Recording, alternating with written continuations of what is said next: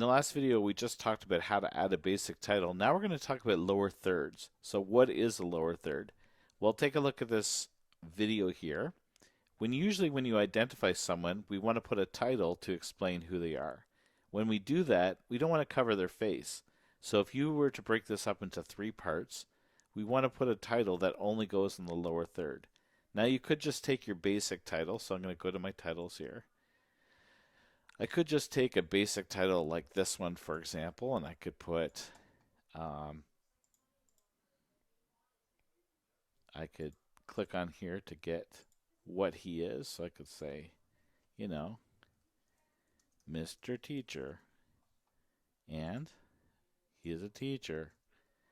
I could do that because these things are just assets, and I could just move it down into the lower third. That's not the easiest way to do it, though. So let's just get rid of this. And we're going to go over here, and you can see here you've got a whole bunch of different titles. You've got lots of choices. I might have more than you do, but that's okay.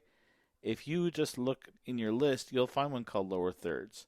Now there's different kinds. I like this one a lot because it adds a little bit of a bar. And I'm just going to put that on. And now I can just type in here, and I can do it here in the inspector. And I can say Mr. Teacher, and I could say that he is a teacher. Obviously, if this was a real video, I would put in who they really are. And there we go. I'm going to play this back so you can see it. Hello, my name is Mr. Freeman, and I teach environmental science. So in this particular title, you can see that it has a build-in and a build-out. I just moved this over so it's exactly in line, and you can see what happens. It builds in and builds out. You don't have to use that option. It's right here. You can turn that off, and then you've got other options as well. You can change your font to whatever you want. You can change the size and stuff like that. It also can move using the transform button. You could actually move this if you want higher or lower, but usually it's in the right place to begin with, and that's a lower third. You've got all kinds of lower thirds to choose from, but this way it won't get on there.